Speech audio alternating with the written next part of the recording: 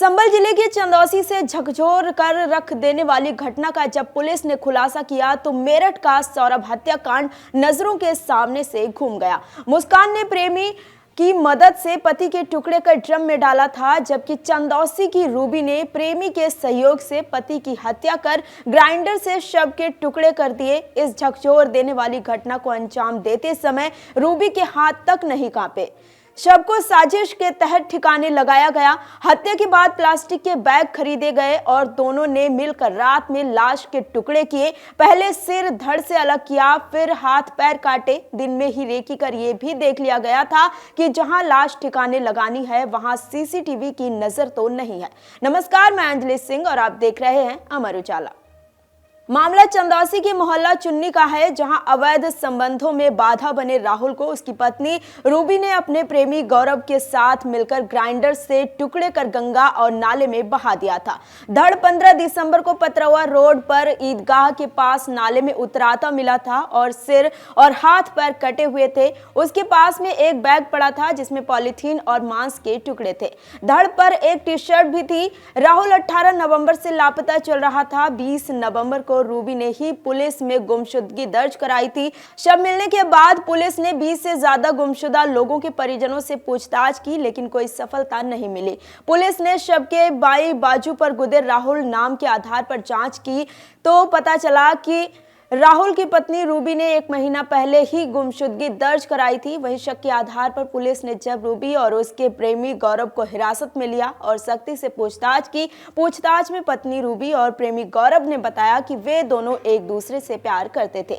राहुल को दोनों के संबंधों को लेकर शक था। 18 नवंबर की रात राहुल ने घर में ही गौरव और रूबी को आपत्तिजनक स्थिति में देख लिया था, जिसके बाद राहुल के विरोध करने पर दोनों ने मिलकर हत्या की वारदात को अंजाम दिया। वहीं अब इस मामले में कातिल बनी पत्नी को लेकर लगातार एक के बाद एक खुलासे हो रहे हैं। इसी बीच एक और चौंकाने वाला खुलासा हुआ है। दरअसल पति की बेरहमी से हत्या करने वाली मोहल्ला चुन्नी निवासी रूबी आपराधिक प्रवृत्ति की थी। इसकी जानकारी पुलिस को मिली। अब पुलिस रूबी का आपराधिक रिकॉर्ड खंगाल रही है, जिससे उसकी पूरी काली कुंडली सामने आ सके। ब्लैकमेल कर वसूली की जानकारी भी सामने आई है। चंदौसी समेत दूसरे थानों में 6 से 7 रिपोर्ट दर्ज कराई गई है। इसमें कुछ रिपोर्ट में खत्म कराने के नाम पर रूबी ने वसूली भी की थी। बताया जा रहा है कि करीब 1.5 महीने पहले चंदौसी के सैनिक चौराहे पर जमीन खाली कराने के लिए अपने प्रेमी अभिषेक से 1.5 लाख रुपए लिए थे। दूसरे पक्ष ने विरोध किया तो विवाद हो गया था, जिसमें रूबी ने मारपीट व छेड़खानी की रिपोर्ट दर्ज कराई थी। एसपी कृष्ण कुमार बिश्नोई का कहना है कि महिला और उसके प्रेमी का आपराधिक रिकॉर्ड खंगाला जा रहा है, उसके आधार पर आगे की कार्रवाई की जाएगी। महिला ब्लैकमेल करती थी, इसकी जानकारी भी मिली है। एसपी ने बताया कि आरोपी महिला ने पति राहुल की हत्या के बाद शहर को छोड़ने की योजना बनाई थी, लेकिन वो कुछ समय तक शहर में ही अलग अलग रहना चाहते थे, जिससे उन पर किसी को शक ना हो।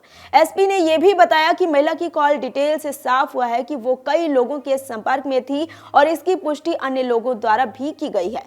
पति भी इस हरकत से परेशान था, लेकिन इसके बाद भी वो पति की बात को मानने को तैयार नहीं रहती थी, बल्कि विवाद कर देती थी। हत्या के आरोपी गौरव से रूबी की नजदीकी 3 महीने से ही ज्यादा बढ़ गई थी। इसके बाद वो अपने दूसरे प्रेमी अभिषेक से दूरी बना चुकी थी। बता दें कि जहां 4 सदस्यों का परिवार रहता था, अब वो मकान सुनसान हो गया है और उस पर ताला लटका हुआ है।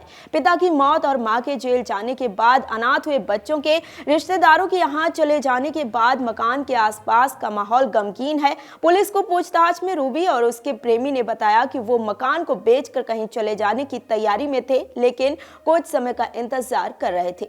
बता दें कि मृतक राहुल मूल रूप से थाना रजपुरा के गांव गंवा का रहने वाला था। वहां राजमिस्त्री का काम करता था। शादी के बाद वो चंदौसी में आकर बस गया और यहां मोहल्ला चुन्नी में मकान बनाकर रहने लगा। यहाँ जूता चप्पल का काम शुरू कर दिया। उसकी एक 10 साल की बेटी दिव्या और 12 साल का बेटा कृष्णा है।